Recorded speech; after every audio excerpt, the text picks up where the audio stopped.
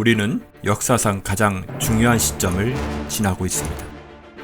하나님께서는 하나님의 일을 하시기 전에 사람을 준비시키셨음을 우리가 알고 있습니다. 하나님 말씀은 마지막 때에 대추수, 대부흥의 때가 있다고 분명히 예언하고 있습니다. 아멘. 하나님의 말씀이 그대로 성취될 것을 믿습니다. 예레미야 눈물은 잠자는 교회와 영혼을 깨우기 위해 노력하고 있습니다. 이 가슴 뛰는 일에 함께 하길 원하시는 분은 카카오 채널로 연락 주시기 바랍니다. 당신은 위대한 하나님의 사람입니다.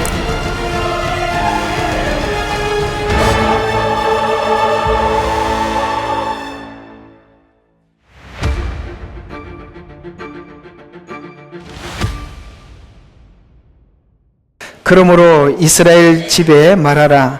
주는 하나님이 이같이 말하노라. 너희는 너희 조상의 방식을 따라 더럽혀졌느냐? 너희는 그들의 가증한 것들을 따라 음란한 짓을 행하느냐?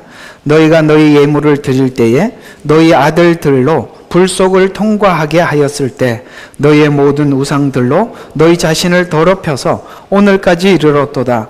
오 이스라엘 집아, 내가 너희로 묻게 하랴? 주 하나님이 말하노라. 내가 살아있는 한 나는 너희로 묻게 하지 아니하리라.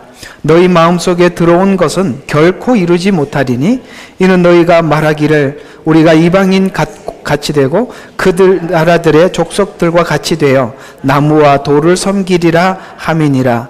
주 하나님이 말하노라. 내가 있는 한 능한 손과 편팔과 진노의 부음으로써 내가 반드시 너희를 다스릴 것이요 또 내가 능한 손과 편팔과 진노를 부음으로써 그 백성으로부터 너희를 인도해 낼 것이며 너희가 흩어져 있는 나라들로부터 너희를 모으리라. 자, 42절 한 절만 더 다 같이 시작. 내가 너희를 이스라엘 땅, 즉 내가 내 손을 들어 올려서 너희 조상에게 주기로 한 그 땅으로 너희를 데려올 때에 너희는 내가 주인 줄 알리라. 아멘.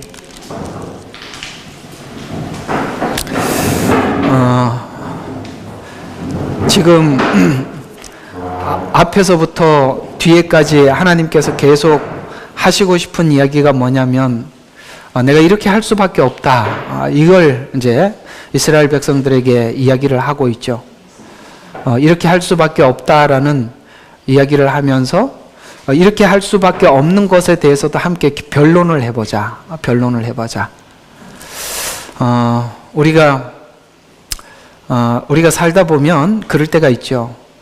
이렇게 계속 가면 하나님 가만히 있지 않을 것 같은데. 우리가 이제 예를 들어서 부모 자식 간에도 그런 시간이 다가옴을 느끼죠. 이게 우리 어머니가 자주 그런 이야기를 하셨어요. 매를 벌고 있구나. 그런 이야기. 이럴 때는 속담이 더 빠르더라고요. 설교하기.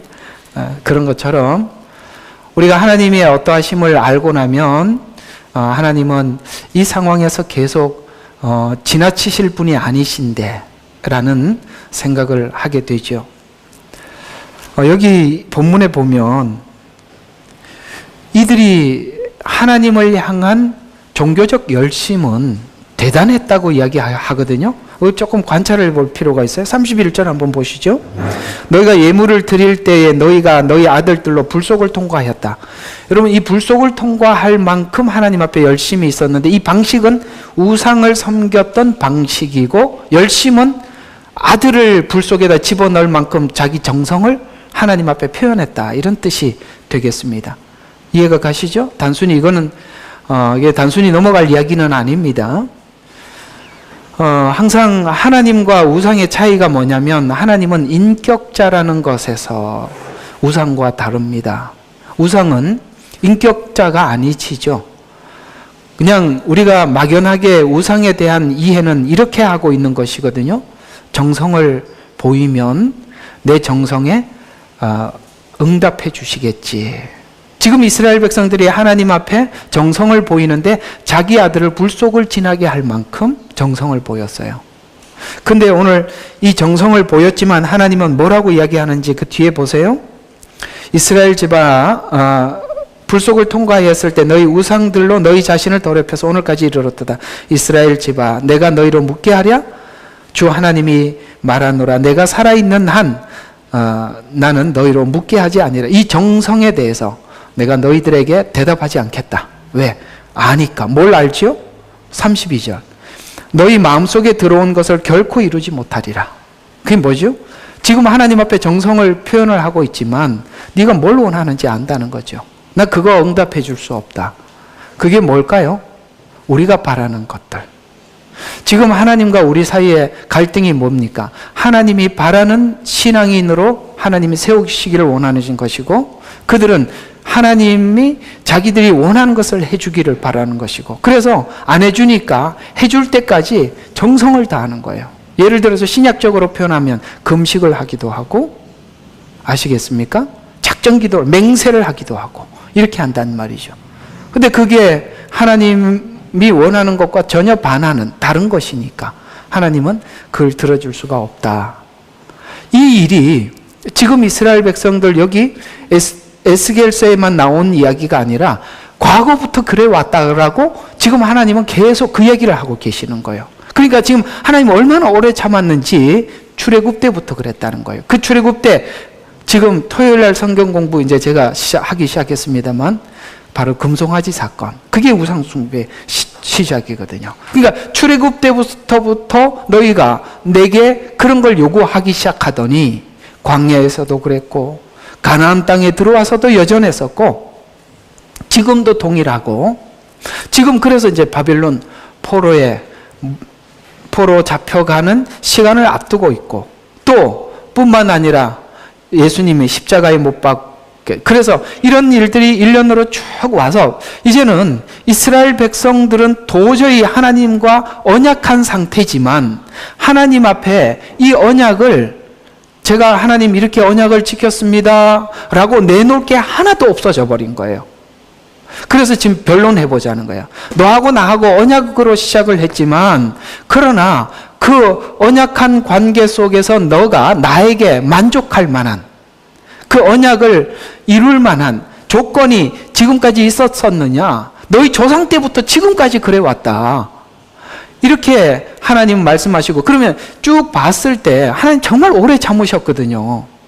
근데 지금은요 완전히 고착화되어서 완전히 자리 잡아서 이제는 이게 해결될 기미가 전혀 보이질 않는 거예요. 그러면 다른 방법을 쓸 수밖에 없죠.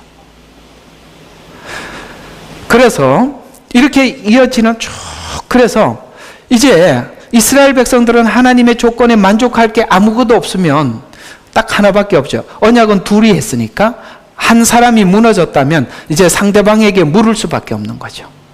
당신은 어떻게 하시겠습니까? 참 여기서 우리가 정말 우리가 예수 믿고 가장 하나님 앞에 그 하나님의 포근하고 따뜻한 사랑을 느꼈을 때가 바로 이 지점이었어요. 하나님, 저는 하나님 앞에 만족시킬 만한 아무것도 없어요.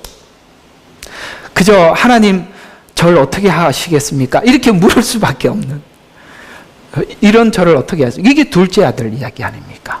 둘째 아들이 아버지에게 권리를 요구하죠. 아들이니까 권리를. 그 권리는 뭘까요? 우리 인간이 가지고 있는 자유의지죠. 하나님, 우리에게 자유의지를 줬지 않습니까? 나도 내 자유의지대로 살아서 성공하고 싶어요. 그랬더니 그래, 네 자유의지대로 살아봐라 하고 아예 다른 나라로 가버렸어요. 나라라는 표현을 쓴 것은 다른 법이 적용되는 이런 뜻입니다. 나라마다 법이 다르잖아요. 네 마음대로 살아봐라. 그랬더니 우리 자유의지대로 내 인생을 설계했더니 다 소진하고 다 탕진했어요. 이제는 아버지께 가져올 게 아무것도 없어요. 빈손으로 올 수밖에 없고 그러니까 그렇게 고백할 수밖에 없는 거예요. 아버지요, 내가 아버지의 아들이라고 부르는 것을 내가 감당할 수가 없어요. 그저 종의 하나로라도 좋으니까 받아만 주세요. 어떻게 하시겠습니까? 이것밖에 우리가 남은 게 아무도 없단 말이에요. 당신 어떻게 저를 어떻게 하시겠어요? 여기밖에 없어요. 그런데 하나님의 언약은 지금도 변함없고 하나님이 우리를 향한 열심도 여전하시고 하나님은 우리를 여전히 사랑하시고 하고 계실 뿐만 아니라 하나님의 의지는 변함이 없었다. 그래서 우리는 모든 것을 회복할 수 있는 거예요. 아멘. 저는 이 여러분의 성도들의 신앙은 이걸 알 때 우리는 모든 것에서 돌이키고 회복하고 우리가 어찌하든지 그 하나님의 고정된 사랑, 변함없는 하나님의 의지, 이걸 하나님께서 딱 확인을 하게 하시는 바람에 우리는 담대함을 가지고 그때서야 하나님 감사합니다. 여전히 저는 이 연약한 무릎을 일으켜 세워서 하나님 앞에 나갈 수 있습니다. 그래서 우리는 항상 보는 게 뭐냐면 하나님의 열심, 하나님의 언약, 하나님의 사랑, 하나님의 의지, 여기서 우리가 딱 도착을 하더라는 것이죠. 여기까지 공감하시면 아멘하고 들어가 보겠습니다. 자, 그러면 20장은 이런 이야기입니다. 심판이 갑자기 주어진 것은 아니다. 과거로부터 지속되어 왔음을 지적하고 있어요. 애굽에서, 광야에서, 가나안에서 현재까지 지속되고 축적되어 왔던 죄악이다. 과거에서 현재까지 역사를 회고하면서 현재 심판이 불가피한 심판임을 지적하면서 하나님의 오래 참으심과 죄, 그 다음에 기회를 주었음에도 불구하고 계속 거듭된 죄의 역사들을 쭉 나열을 했어요. 그러니까 우리가 과거들을 돌이켜 한번 쭉 우리 머릿속에 쭉 생각을 해보면 하나님께 돌아왔음에도 불구하고 여전히 우리가 그 죄의 그 큰 은혜를 받고 난 뒤에 거기서부터 쑥 빠져나온 게 아니라 여전히 우리 마음속에 어떤 지난날의 그 죄악을 담고 있었고 갈망하고 있었고 버린 것 같은데 나도 모르게 어떤 한쪽 구석에서는 그걸 추구하고 있었고 내 신앙이 은혜를 잊어버리고 나태해졌을 때는 그것이 더 강하게 하나님 앞에 추구하고 있는 우리 자신을 보고 야, 어떻게 이게 가능할까 회복이? 여러분 이 50일 기도회를 하면서 아마 여러분들이 과거에 이런 생각들을 했을 거예요. 하나님, 내가 과거에 주님을 만나고 주님을 사랑했을 때가 있었었는데 그때 그 감격과 은혜를 회복할 수 있을까요? 사실 저도 그런 생각을 해본 적이 많습니다. 저도 은혜를 받고 그 100% 충전을 계속 가져온 게 아니라 30, 40까지 떨어졌다가 올라갔다가 이런 일들이 많았습니다. 그럴 때마다 그 밑바닥을 칠 때 어떤 분이 저번에 그 수련회를 가서 어떤 목사님이 그런 이야기를 하더라고요. 우리가 서로 기도 제목을 꺼냈는데 난 지하실까지 내려갔는데 지하 1층이 2층이 또 있더라고요. 이렇게 얘기하는 거 우리 되게 박수 쳤습니다. 맞아요. 지하 1층이 끝인 줄 알았는데 지하 2층이 있어요. 그런 것처럼 우리의 절망은 끝이 없어요. 그런데 그때 우리가 하나님 앞에 소망하는 것은 하나님, 이런 내가 지난날 가졌던 그 감격스러웠던 그 과거를 과연 회복할 수 있을까? 내가 하나님 앞에 뛰며 찬양하며 기뻐했던 그걸 내가 다시 회복할 수 있을까? 저도 제 자신이 참 의문이었어요. 그걸 회복할 수 있을까? 하나님이 회복하게 해주시더라고요. 참 그게 너무 감사해요. 우리 지금 회복되어져 가고 있고 회복하실 것입니다. 그걸 지금 하나님이 계획을 하시고 이 바벨론 포로 생활을 준비하고 계시는 거거든요. 이 심판이 불가피함을 설명해 주면서 이 심판이라는 것이 하나님과 이스라엘 백성 사이에서 돌아서거나 갈라지거나 이러는 것이 아니라 도리어 이 심판이 뭘 하게 만드느냐 하면 나 주 여호와임을 알게 만들어 주시겠다는 거죠.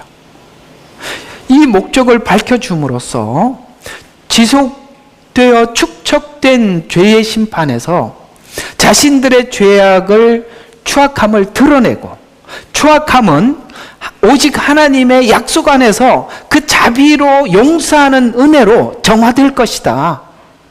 용서로 정화될 것이다. 그래서 우리가 지난날 예수님을 모를 때 죄 가운데 살았던 은혜가 우리의 모든 죄와 허물 가운데서 우리를 구원하신 은혜도 은혜지만 믿고 난 이후에도 오늘 이스라엘 백성들은 선택받고 이렇게 난 이후에도 또 나타나는 이 죄의 용서는 첫 번째 받았던 이 용서보다 또 다른 은혜가 있다 이 말입니다. 여러분, 이 고린도 전서를 제가 금요일 날 잠깐 말씀을 드렸지 않습니까? 다음번에는 이 고린도 전서를 할 확률이 높습니다.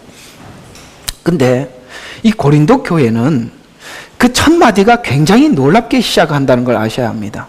우리가 볼 때는 이 고린도 교회는 총체적 난관을 가지고 있는 교회예요. 우상숭배 문제가 있죠. 파벌이 나누어져 있죠. 거기 음행 문제까지 들어가 있었어요. 그런 문제 정도가 아니라 이 바울에 대한 사도성도 부인하고, 그러니 이 교회는 뭘로도 접근할 수가 없는 상당히 문제가 많는데, 놀랍게도 고린도 전서를 기록하면서 하나님께 부름받은 성도라 부름받는 고린도 교회에 내가 편지하노니, 이렇게 거추장스럽게 시작, 성도래요. 그것도 이 교회에 내가 편지하노니 하나님의 은혜와 사랑이 있을지어다, 이렇게 시작하는 이 서두, 만약에 우리가 율법적 관점에서 이해했을 때 성도라 부름받은 이런 말들이 기록된다는 그 자체가 이해가 안 되는 거예요. 그럼에도 불구하고 하나님은 너희들을 확고하게 할 것이다, 은혜 가운데 다시 세울 것이다 라는, 하나님이 이런 문제 많은 이 사람도 회복할 것이라는 믿음을 가지고 이 교회에 글을 쓰고, 드디어 이 교회는 이제 하나님의 그 새로움, 하나님의 변화를 시작하도록 하나님이 그 창문을 열고 계신다는 것이죠. 성도들은 어떤 상황과 절망이 있다 할지라도, 우리는 그렇게 무너질지라도 하나님의 손내심, 손내미심, 하나님의 관심, 하나님의 열심은 여전하다는 것. 그래서 예수님은 이렇게 말씀하셨어요. 하나님께서 준 자들을 내가 하나도 잃지 않기를 원합니다. 뿐만 아니라 하나님의 사람들을 사랑하시되 끝까지 사랑하시니라. 끝까지 어떻게 사랑하셨어요? 십자가에서 우리를 위해서 다 견디는 것이 우리를 사랑한 사랑의 표현이었습니다. 하나님께서 십자가에서 그 아픔을 견디듯이 우리를 사랑한, 그래서 아들을 주시니까 그 아들과 함께 좋은 것을 주지 않겠느냐라는 말은 그 십자가에서 우리를 구원한 열심으로 우리를 변화시키는데도 그 에너지를 쏟으신다, 이렇게 우리에게 말씀하셔서, 실제 우리가 살아보면 하나님이 그 에너지를 쏟고 계신다는 것을 우리가 느낄 수 있죠. 그래서 하나님의 그 은혜와 그 열심을 본 우리들, 그걸 볼 때 우리는 다시 한번 변화의 도약을 가져올 수 있는 것입니다. 또 21장에서는 칼의 비유를 들어서 유다의 심판이 어떤 양상으로 어떻게 집행될 것인지를 보여주고, 지금은 이제 칼집에서 칼을 빼고 있음에 대해서 부각시켜주고 있어요. 이게 또 보면 이렇게 하나님께서 징계해야 할 자들을 하나님께서 이렇게 징계를 하실 때 칼집에서 칼을 빼고 있다는 것은 누구는 보고 있냐면 에스겔은 보고 있고 이스라엘 백성들은 보지 못해요. 보는 사람만 답답하죠. 하나님께서 이러하시려고 하십니다 라고 얘기를 해도 이게 모르는 이스라엘 백성들은 모르죠. 어쨌든 그것을 보여주고, 그리고 어떤 식으로 집행할 것인지도 구체적으로 설명하면서, 더 나가서 칼의 날카로움과 예리함을, 그리고 심판의 철저함과 가혹함을 동시에 부각시켜서 칼날이 유다를 치욕스럽게 만들 것이다. 유다의 심판은 조롱하는 암몬은 멸절하는 것으로 예언해주고 있어요. 그래서 우리가 철저하게, 그래서 타작마당을 정하게 해서 진짜 알곡과 가라지를 이렇게 두리뭉실하게 보면 몰라요. 안에 알곡이 있는지 없는지. 근데 타작마당을 정하게 해서 둘을 선명하게 나누러 오셨다고 말씀하셨어요. 그리고 그 칼을 예리하게 잘라요. 예리하게 자른다는 것은 우리는 그러니까 속이는 마음이 하나님 마음에 들어가 있고, 또 하나님 마음이라고 하면서도 내 마음이 섞여 있는데 그걸 하나님이 선명하게 갈라놓겠다는 것이죠. 요거는 가식이고, 요거는 진심이고, 거기에 우리는 가식과 진심이 섞여 있죠. 어떻게 섞여 있어요? 진심을 주는 만큼 어떤 가식된 요구가 있다 이 말이죠. 이게 지금 설명 잘하고 있는 거죠. 네. 그 정육점에 가면 고기를 자르는 사람이 있잖아요. 우리는 이 살이 어떤 부위인지, 이 살이 어떤 부위인지 모르는데 전문가는 알고 자르듯이 뭐 이렇게 비유를 해도 될런지 모르겠습니다만 예리하게, 아주 예리하게 해서 어떤 것도 가식과 진심이 함께 섞이지 못하도록, 가식은 가식이고 진심은 진심이고 이 둘을 나누겠다. 근데요, 이런 일을 계획하고 이런 일을 집행하겠다고 했을 때 이 암몬 족속이 조롱을 해요. 자, 요것도 이제 오늘 굉장히 중요한 내용입니다. 요것도 이제 뒤에 좀 다뤄드릴게요. 자, 22장에서는 예루살렘의 심판의 정당성은 율법을 경시한 여러 가지 죄들의 목록들, 그게 뭐냐면 부모를 멸시하고, 이게 뭐냐면 우리가 하나님으로부터 떠났을 때 나타나는 증상들이 이런 것들이라는 거예요. 이런 것들 보세요. 부모를 멸시하고 나그네를 학대하고, 그러니까 나그네를 학대한 힘없는 사람들을 학대한다는 것입니다. 안식일을 더럽혔다.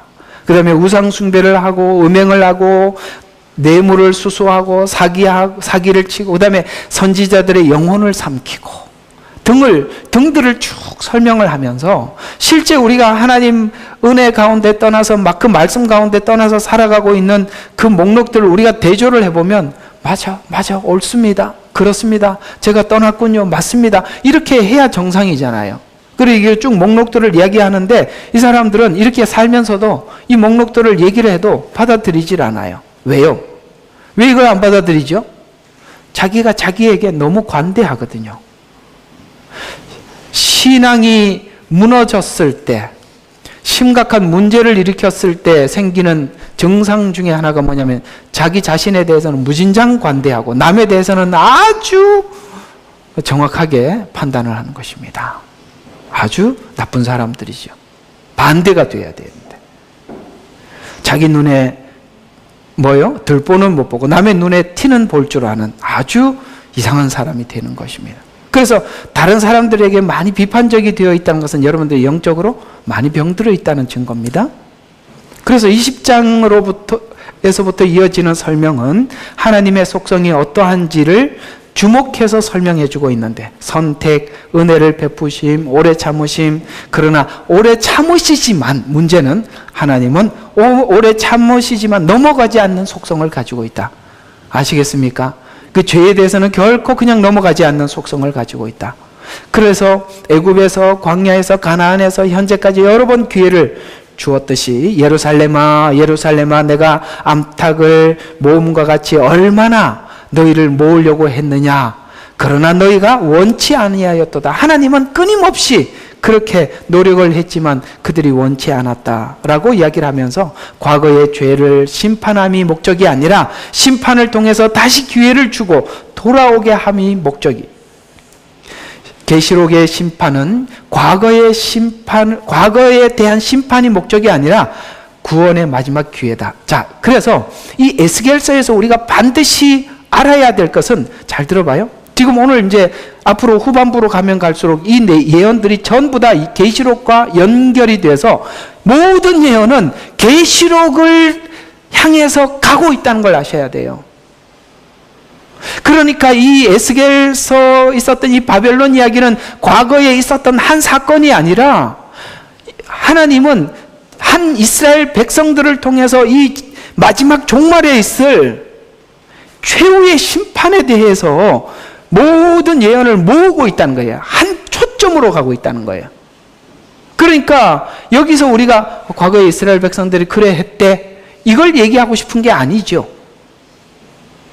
예언서를 우리에게 분명히 밝혀서 하나님의 최후의 심판이 있다, 최후의 영벌이 있다, 최후의 구원이 있다, 이걸 우리에게 말씀해 주고자 하는 것입니다. 그렇다면 오늘 이스라엘 백성들이 이렇게 심판하는 목적은 과거에 애굽에서부터 시작해서 광야, 가나안 계속 이것 잘못한 죄에 대한 심판이 아니라 목적이 뭐였다고요? 내가 여호와인 줄 알리라.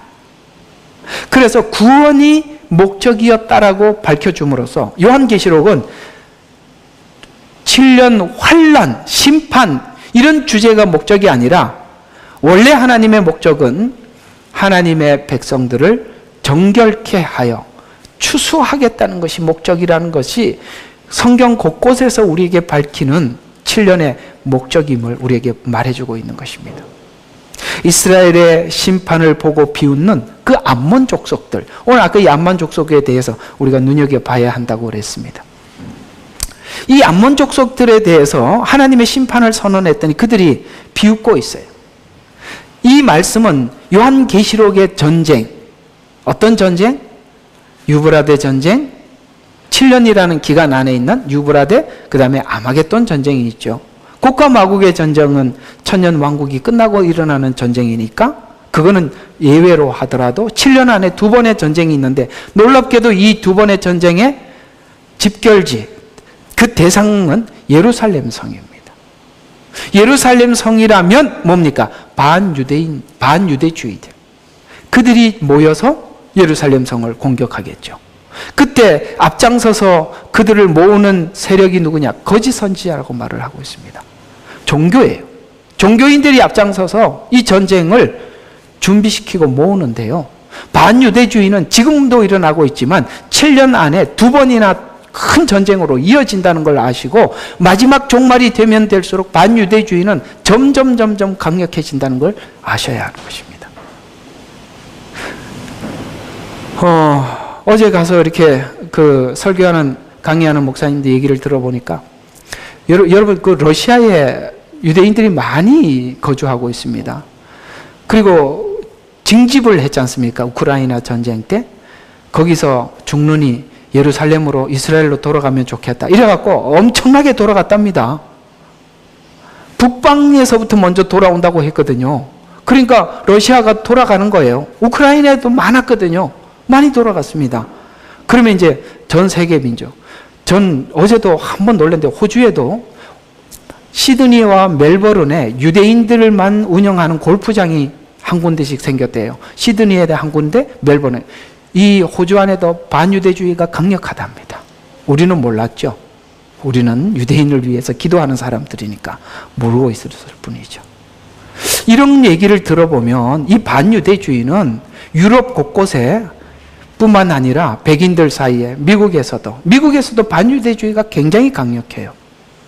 이런 일들은 정말 이 예스겔서에 있는 예언들이 이루어지기 위해서 그들이 돌아가야 하기 때문에 이런 일들이 일어나는 거예요. 그래서 하나님은 이 마지막 때 유대인들을 어떻게 구원하시려고 그러냐면 이 예루살렘 성 안에 이 이스라엘로 다 돌아오게 해서 여기서 큰 전쟁을 두 번 겪으면서 이들이 엄청나게 돌아옵니다. 그때 하나님이 승리하게 해주시거든요. 승리할 수 없는 상황이에요. 그런데도 이기게 해주세요. 그때 유대인들은 뭘 원해서 예수님 오셨을 때 헬라인은 지식을 원하고 유대인들은 뭐예요? 기적을 원했습니다. 놀라운 기적. 어떤 기적? 오늘 여기 이 전쟁을 통해서 승리케 하시는 그 하나님의 기적을 보게 되는 것입니다. 그때서야 하나님이 살아계시는구나. 역시 하나님은 우리의 하나님이시구나. 여호와인 줄 알고 이 전쟁을 통해서 그들이 돌아오게 될 것이다. 어쨌든 유대인들의 구원은 그런 것 같아요. 바벨론의 포로로 잡혀가고 전쟁을 하고 이기고 이런 걸 통해서 하나님을 발견하게 되고 이것이 이제 유대인들의 그래서 참 어제 그 목사님들이 유대인들에 대한 이방인과 관계 로마서 9장 11장 이걸 이렇게 언급을 해서 설명을 하는데 제가 알지 못했던 여러 가지 이야기들도 제가 듣고 깜짝 놀랐어요. 이분들 참 깊게 연구했구나. 그래서 참 나중에 소스를 좀 일단은 받아놨으니까 설교할 때 풀어놓도록 하겠습니다. 정말 감사했어요. 이분들하고 이렇게 같이 교제를, 그러니까 언어가 안 되니까 참 답답한 애들, 우리 성진이가 옆에서 통역은 해줬는데, 이게 그 대체 신학이 딱 눈을 가리고 있으니까 절대 종말을 못 보는구나. 교회가 그래서 종말을 못 보는구나. 어제 참 많이 배우고 왔습니다. 짧은 시간이지만. 그래서 어쨌든 이 전쟁에 참여하는 자들은 하나님을 대적하는 전쟁이기 때문입니다. 그래서 우리가 마태복음 25장에 있는 양과 염소의 비율은 모든 민족들을 불러 모아놓고 여기서 말하는 모든 민족은 이스라엘을 제외한 모든 민족입니다. 그 다음에 작은 자에게 내게 한 것이 곧 내게 하지 않는가라고 말하는 이 작은 자는 이스라엘입니다. 그러니까 이걸 대체 신학으로는 양과 염소의 비율을 풀 수가 없는 거예요. 오늘 이 암몬 족속들이 지금 이스라엘 백성들이 이렇게 하니까 뭐 했습니까? 반유대주의잖아요. 조롱하고 똑같은 이야기예요. 여기 한 암몬 족속이라는 족속을 가지고 예를 들었지만 여기는 이스라엘 이외의 모든 민족들이 과연 이스라엘을 이렇게 하는 걸 보고 어떻게 하느냐는 거예요. 그래서 처음부터 하나님은 아브라함에게 말씀하셨던 거예요. 뭐라고 너를 축복하는 자를 축복하고 저주하는 저주를 저주한다는 것은 하나님은 이스라엘이라는 한 민족 속에 아브라함에게 하나님의 모든 것을 하나님이 이렇게 일하시는 분이다, 이런 분이다라는 것을 다 계시해 주신 거예요. 그걸 받아들이는 자는 축복을 받고 아이고 하나님 그렇게 하는 방법 저는 아닌 것 같은데요 라는 자들은 저주를 받는 거예요. 지금 하나님께서 이스라엘을 통해서 계속 하나님의 메시지를 전달해 주고 있잖아요. 자, 신앙과 믿음의 목소리를 내고 결단을 하지만 삶에서 무너짐은 고백과 삶이 다름이 여러 정황에서 나타나는데 진정한 신앙은 행함을 통해서 자신이 믿음을 들여다보고 지키는 것입니다. 오늘 10절에 보면 애굽에서 나오게 하여 광야로 데려가 명령들을 보여주며 행하면 살리라 라고 그렇게 했더니 그러나 13절에 보니까 그들이 반역하고 규례대로 행치 않고 명령을 멸시하고 안식일을 크게 더럽혔다라고 하면서 지적을 하면서 너희가 이렇게 한 이유를 16절에는 그 마음이 우상을 쫓아갔기 때문이라 행동은 그렇게 하는데 마음은 우상을 쫓아갔다. 언제부터 그렇게 되었나? 아론의 금송아지 사건부터 너희들이 그랬지 않느냐? 금송아지 사건은 거기서 끝난 게 아니고 계속 이어져 왔었다. 출애굽기 32장 5절과 6절에 보니까 그 금송아지 사건을 표현하면서 이렇게 표현했어요. 내일은 주께 명절이라. 금송아지를 앞에다 두고 그렇게 말을 하고 있는 거예요. 내일은 주께 명절이라. 이튿날 일찍 일어나서 번제를 드리고 화목제를 드리는 것은 예배 형식은 똑같았다 이 말이에요. 그런데 화목제를 가져와서 백성들이 앉아서 먹고 마시며 뛰놀더라. 여러분 이것도 할 말이 많은 이야기입니다. 여러분 예배 시간에 우리가 하나님 앞에 찬양하고 뛰고 설교 시간에 꾸벅꾸벅 졸고 그게 무슨 예배입니까? 지금 이 찬양과 열린 예배를 통해서 이 원래 예배의 그 의미가 많이 퇴색되어 있다는 거 아십니까? 뛰놀아요. 너무 좋아요. 감정은 충만합니다. 문제가 많은 거예요. 형식은 하나님을 섬기는 거지만 실제는 금송아지를 만들어 뛰놀면서 4절에 보니 금고리를 가지고 와서 손으로 주조한 금송아지를 만든 후에 손으로 만든 것. 여러분 계시로 받은 말씀이 아니라 우리가 하나님을 형상화시킨 거예요. 형상화. 이제 토요일 날 제가 올려놓은 거 좀 들어보세요. 형상화에 대해서 많이 이야기를 해놨습니다. 그래서 자기가 만든 신앙이죠.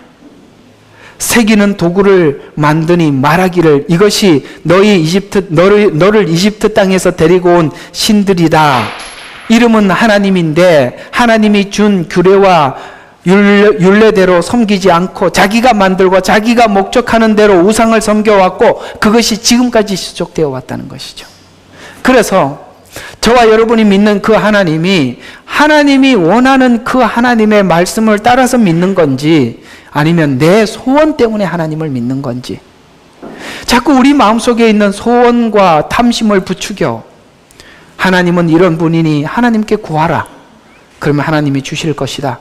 이렇게 믿는다면 그 하나님은 우리 안에 하나님이 아니라 우상이다. 이렇게 성경은 지적을 해주고 있는 것입니다.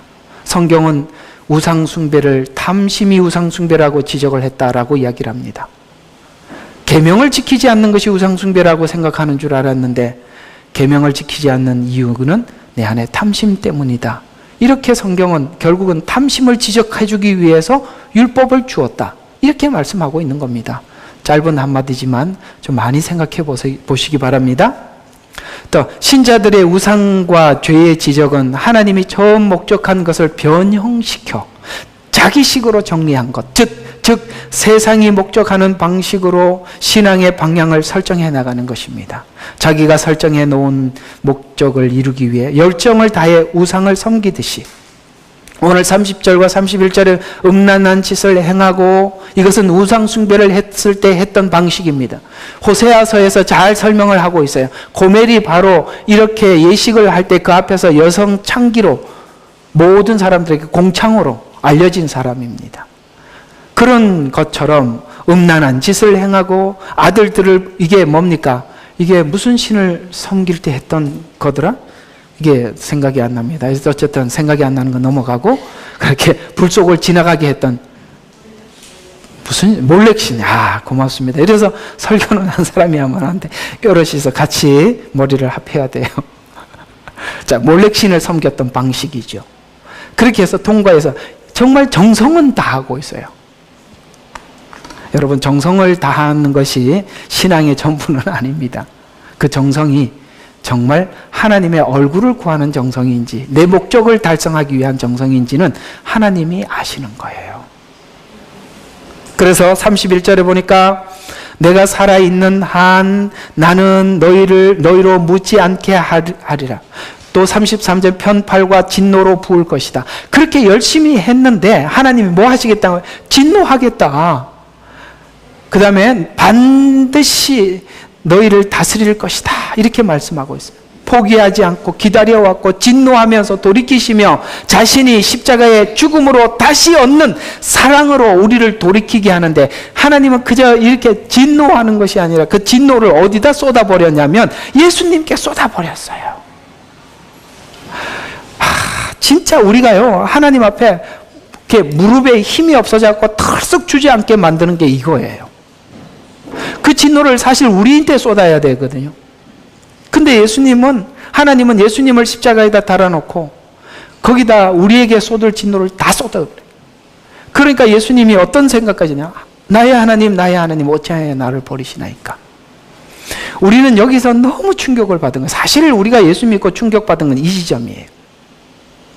벌은 내가 받아야 되는데 예수님이 대신 받아주신 거예요. 그게 우리 마음을 뒤집어 버리는 거예요. 그걸 바울이 설명을 하다가 설명이 안 돼서 오라가 아니지, 어찌 하나님의 그 기쁘심을 설명을 다 하겠느냐 하고 더 이상 설명을 못했던 거예요. 누가 그걸 설명을 해내겠어요? 그 사랑이 우리를 돌이키게 만든 것입니다. 언제 이런 일을 행하셨을까? 이스라엘에게 이 일을 하실 거예요. 지금은 이방인들이 그 은혜를 받고 있지만 이스라엘에게 이때 그 일을 행하시. 이게 바로 종말이에요. 34절에 보니까 너희가 흩어져 있는 나라로부터 너희를 모으리라. 흩어져 있는 나라라고 하니까 뭡니까? 흩어질 거라는 것이죠. AD 70년에 흩어졌고 1948년에 돌아왔습니다. 42절에 보니까 내가 너희를 이스라엘 땅, 즉 내가 내 손을 들어 올려서 너희 조상에게로 주기로 한 그 땅, 그 뭐죠? 지금 그 가나안 땅이에요. 한 땅으로 너희를 데려올 때 너희는 내가 주인 줄 알리라. 그때서야 이스라엘은 그 주님이 주님이시구나 라는 것을 알게 될 것입니다. 이 내용을 많이 구약에 예언했지만 특별히 다니엘서에도 예언했는데 그 다니엘서에 예언했던 예언을 그대로 예수님이 인용을 해서 마태복음 24장 32절에 이대로 인용을 합니다. 무화과 나무의 비유를 배우라. 이 무화과 나무는 바로 이스라엘의 국화예요. 그 가지가 연하여지고 잎이 나오면 생명을 얻었다는 거예요. 봄이 됐다는 거예요. 여름이 가까운 줄 너희가 아나니 이와 같이 너희도 이 모든 것을 보면 무슨 일이? 무슨 일? 오늘 이 알리야. 하나님 마지막 때가 문 앞에 이른 줄 알라. 이렇게 우리에게 말씀하고 있어서 여러분, 지금 그 일은 1948년에 이루어졌고 이제 그 일은 착착착착 진행되어서 마지막 때 있을 인재앙, 그 다음에 나팔재앙, 나아가서 대적재앙으로 진입해 나가는 어떤 시간 속에 저와 여러분이 지금 이 시간을 보내고 있다는 것입니다. 마지막 때 시간으로 예언을, 그래서 이 에스겔 예언이 놀랍게도 마지막 때 예언으로 초점이 옮겨져 가고 있어요. 그래서 마태복음 23장 37절과 39절은 예루살렘아 예루살렘아 선지자들을 죽이고 너에게 보낸 자들을 돌로 치는 자야. 지금 예루살렘은 진짜 그 예루살렘 이야기, 이스라엘을 이야기하는 겁니다. 암탉이 자기 병아리를 날개 아래 함께 모으듯이 내가 얼마나 너희를 자주 내 자녀들을 모으려고 하였더냐. 그러나 너희가 원치 아니하였도다. 너희 집이 황폐하여 버림받으리라. AD 70년. 그 얘기예요.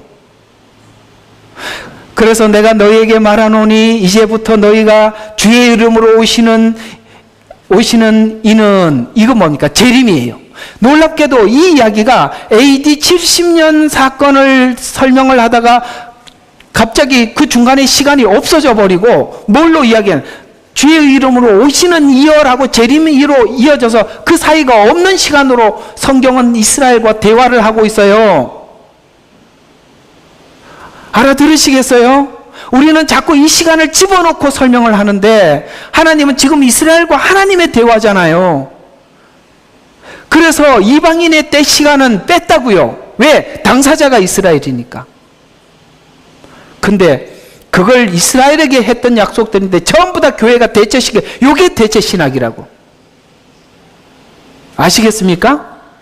예, 이 시간이 빠져 있어요. 다니엘서에도 빠져 있어요. 에스겔서도 빠져 있고요. 여기도 빠져 있다니까요.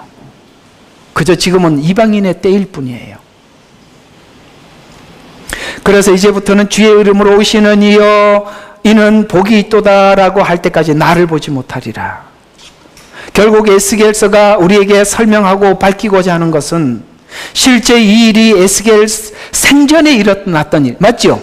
에스겔 생전에 일어났던 일이었고 이 일이 마지막 종말에 동일한 형태로 일어날 거라고 예언하고 있어서 과거의 예언은 미래로 가는 거예요. 그래서 성경은 예언을 이렇게 설명하고 있어요. 전에 있었던 것이 지금도 있었고 해 아래 새 것이 없다는 것은 마지막 종말이 우리가 전혀 알지 못하는 형태로 오는 것이 아니라 이전에 있었던 것이 지금도 있는 거예요. 그래서 예언을 우리가 알게 하기 위해서 과거에 실제적인 사건이 있었던 것으로 그대로 옮겨서 마지막 종말을 설명하는 것입니다.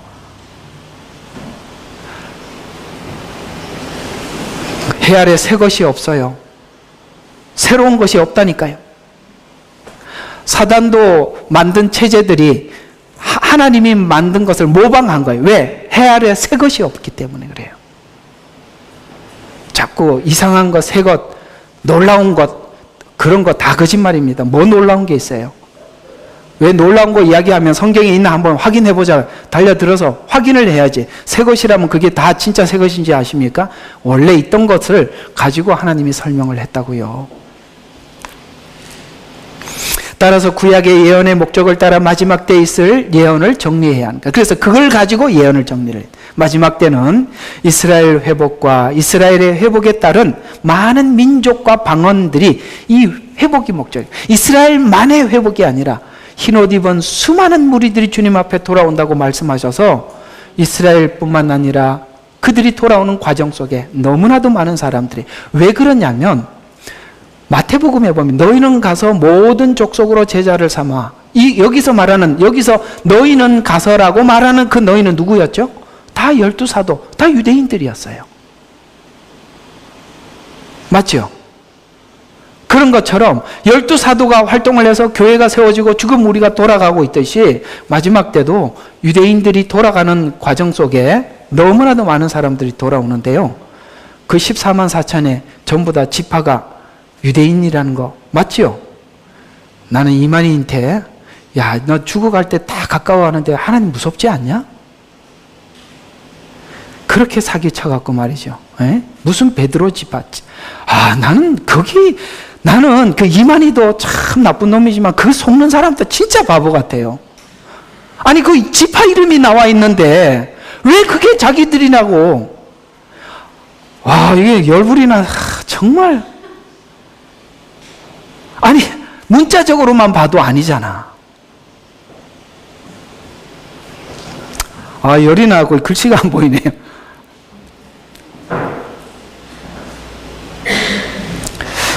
난 참 이게요, 진짜 이 가슴 아파요. 최소한 교회가 이런 정도라도 기본이라도 좀 설명을 해줬더라면, 거기 가보면 교회 대충 다니는 사람요 오지도 않아요. 그래서 우리가 옛날에 그랬죠. 신천지 보고 불신자들 전도하라 그러니까 자기들은 추수꾼이래. 그 추수하려고 그러면은 익은 곡식을 거두러 와야 된다는 거야. 익은 곡식은 저 밖에 없고 저 교회 안에 있다는 거야. 꼭 교회 문 앞에 와서 전도지 돌리고 앉아 있어요. 아, 여기도 있잖아요. 처음에 와서 보니까 스트라스필드에 꼭 그 픽업하는 장소잖아요. 그 픽업할 때 어떤 사람들은 교회 차가 지나가 버려갖고 픽업해야 되는데 차가 가버리고 없는 사람들 또 추수하러 왔어. 아이고, 교회 차 놓치셨어요. 저희 교회 가시죠. 이렇게 갖고 데리고 가네? 이야, 어떻게 그런 것도 참, 우리는 보통 상식으로는 그렇게 안 하잖아, 그죠? 아, 그 사람들은 추수를 하려니까 그런 것도 보이나 봐요. 아, 이거 참 그만 이야기 합시다. 참 다 늙어가지고 좀 있으면 하나님 만날 텐데, 야, 정말 하나님 믿으면 그렇게 살 수 있을까? 자, 본문에 충실합시다. 자, 바벨론 포로 생활 중에 이스라엘은 이방인에게 복음을 전파했었던 거 우리 알고 있으시죠? 놀랍게도 이 지금 이스라엘 백성들이 생각하고 있는 고정관념이 팍 깨지는 게 바벨론 포로 생활이에요. 고정관념. 아, 하나님의 백성들이 이방인에게 포로가 될 수 있구나. 예루살렘 성도 무너질 수 있구나. 하나님도 바벨론에 오시는구나. 이게 이스라엘 백성들에게 굉장히 충격적인 거거든요. 그래서 놀랍게도 이 풀무불 사건이 느부갓네살 왕이 하나님을 믿게 만드는, 다니엘이 사자굴에 들어가서 페르시아 다리오 왕이 하나님을 믿게 되는 마지막 때 똑같은 형태예요. 이스라엘 백성들의 믿음을 지키는 것으로 인해서 수많은 이방인들이 돌아오는 거예요. 이게 종말에 있을 일이라는 거예요. 그래서 종말은 환난이나 이런 이야기가 아니라 환난을 통해서 뭘 하려고 하느냐. 하나님이 행하시는 모든 일에는 구원이 있고 회복이 있는 거예요. 그래서 이 에스겔서나 다니엘서 모든 예언서들은 이 마지막 때 무엇을 하려고 하는지를 우리에게 설명해 주려고 하는 것입니다. 다니엘은 이스라엘이 지금과 같은 운명이, 지금 이 포로로 잡혀가 있는 이 운명이 한일의 때 한 번 더 있을 것이라고 듣습니다. 다니엘서 9장 24절 보니까 70주가 내 백성과 내 도성, 내 백성은 이스라엘이고 도성은 예루살렘입니다. 정해졌나니, 하나님 딱 고정을 시켜놨다는 거예요. 정해졌나니 허물이 끝나고 죄를 정결시키며 죄악을 화해시키고 영원한 의를 가져오는 것이 초림의 십자가 사건이에요. 맞죠? 여기 허물이 끝납니다. 지금 이들의 죄가 그때 용서를 다 받습니다. 영원한 의도 가지고 옵니다. 이게 십자가 사건이에요. 그 환상과 예언을 봉인하고 거룩한 이에게 기름 부으려 함이라. 그러나 남은 한 일의 때는 25절에 예루살렘이 복원되고 이게 제3성전입니다. 그 명령이 나오는 때부터 메시아 통치까지 69일에 종려나무로 환영해 호산나 호산나, 이때가 49주, 70일에서 69일에가 끝나는 시간이에요. 그럼 69일에가 끝났고 마지막 한 일회가 남았죠. 그게 7년이에요. 그래서 여기서 이어지는 마지막 한 일회, 이방인의 때를 생략시키고 그 거리와 그 성벽이 재건되리니, 이게 바로 다니엘서에서 말한 멸망할 가증한 것이 거룩한 것에 서거든. 이게 제3성전입니다. 곧 고난스러운 때다. 왜요? 한일이니까요. 나팔재앙, 대접재앙이 있는 시간이니까요. 에스겔서가 이렇게 다 요한계시록을 뒷받침하고 있다는 거 아시겠죠? 그래서 다니엘서 10장 1절에 보면 그 일은 참되나 정해진 때가 길었더라. 그가 그 일을 깨닫고 그 환상도 깨달았더라. 깨달았는데 이 환상에 너무 놀라서 8절에 보면 내게는 남아있는 힘이 없었으니 나의 아름다움이 내 안에서 변하여 썩게 되었으니 내게 힘이 없어졌더라. 너무 충격을 받아서 그랬대요. 14절에 보니까 이제 내가 훗날에 내 백성에게 닥칠 것을 너에게 깨닫게 해주려고 왔노라. 이는 그 환상이 아직도 많은 날 동안 남아있기 때문이라. 자기 백성들의 남은 환상을 보고 16절에 이렇게 이야기를 합니다. 오 주여, 그 환상으로 인하여 내 슬픔이 내게 임하여 내게 힘이 없어졌나이다. 이해가 가시죠? 그만큼 이게 하나님의 종들을 보면 정말 자기 백성들을 사랑해요. 모세가 이스라엘 백성들이 죄를 지었을 때 자기 이름을 생명책에 빼달라고 했고, 바울도 내 이름을 빼서라도 내 백성들을 구원해달라고 했고, 오늘 이 다니엘도 자기 백성들을 향해서 이런 마음을 가졌어요. 하나님의 종의 마음은, 이런 마음이 없어는 하나님의 종을 할 수가 없는 거예요. 그래서 나로 말하면 내 마음에, 내 안에 힘이 없어졌고 내 안에 호흡도 남아있지 아니하니 내 주의 종이 어찌 내 주와 더불어 말할 수 있으리까 하였더라. 그러나 나를 어루만지며 강건하여라, 정령 강건하여라. 이렇게 하나님께서 정말 낙심해 있는 그 다니엘을 만져주셨어요. 그러면서 버리지 않고 회복시키시는 그 하나님. 오늘 여기 애굽에서 나올 때부터 에스겔 시대 선지자들을 보내서 모으려고 했지만 배척했고, 오늘 여기 스데반 집사가 사도행전에서 외친 이야기가 그 말이에요. 너희가 단 한 번이라도 하나님께서 하시는 일을 받아들인 적이 있느냐, 이 말을 했을 때 돌을 던져버린 거예요. 그 이야기들 전부 다 그 내용이 그 얘기예요. 너희들이 모세를 보냈을 때, 가나안 땅에 있었을 때 한 번도 반역 안 해본 날이 있는지 한번 얘기 좀 해봐. 그러면 맞아요, 이렇게 하면 좋은데 돌을 던져버렸어요. 예수님을 십자가에 못 박으면서도 뭐라고 그랬습니까? 너희가 당할 것이냐? 빌라도가 물으니까 그걸 우리와 우리 조상들에게 넘기소서. 그래서 그들이 살아생전에 AD 70년에 나라 이런 백성으로 흩어진 거예요. 그러나 이런 유대인들, 그들을 향해서도 여전히 버리지 않으시고 지금 하나님께서 그들을 향해서 그 언약을 지키시고 신실하게 열심을 내시고 하나님의 의지를 표명하시는, 이 정도가 되면 야, 정말 아니다, 이렇게 하고 돌아서셨을 텐데 하나님은 여기서 우리 마음을 돌이키시는 거예요. 이걸 이해하지 못하면, 오늘 여기 이스라엘 이야기가 아니라 우리 이야기라는 것을 우리가 이해하지 못하면 그 십자가는 우리에게 작은 십자가가 되고, 이걸 전부 다 내 이야기로 받아들이고 그래요, 바로 그게 나예요 라고 한다면 여러분의 십자가는 너무나도 큰 십자가가 되는 것입니다. 이것이 서로 이어져 있다는, 연결되어 있다는 걸 아셔야 돼요. 말라기와 마태복음이 연결되어 있어요. 돌아서고 있어요. 말라기는 돌아서고 있는데 마태복음 1장 1절에는 아브라함과 다윗과 예수 그리스도의 세계라라고 외칩니다. 언약을 외치는 거예요. 참 우리 하나님 이런 분이세요. 결론입니다. 이 사랑이 심판 중에서도 그 언약을 실행 중이신 하나님.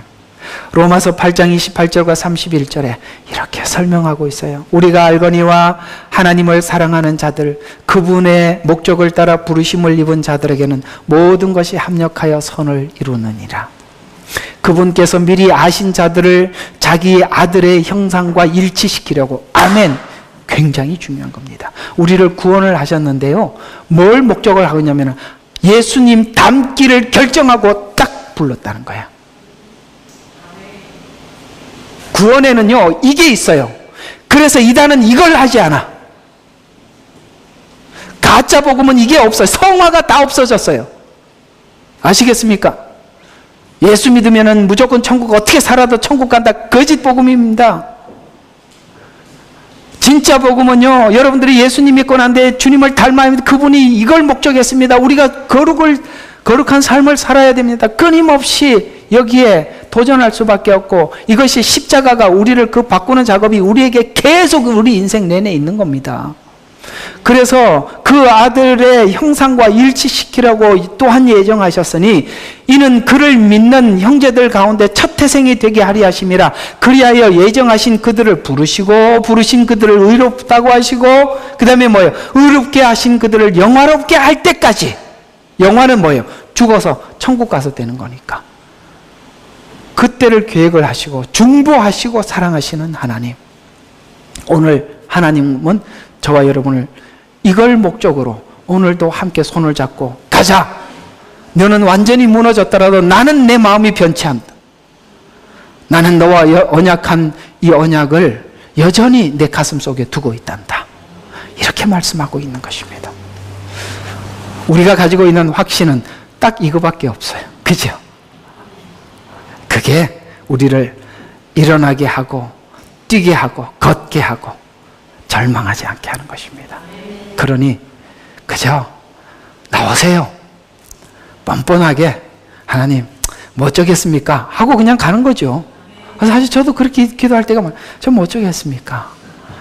정말 창피해서 못하겠지만 그래도 그냥 아시잖아요. 이러면서 잘 왔다. 그래 또 일어나 해보자. 그 하나님 바로 저와 여러분이 믿는 하나님이십니다.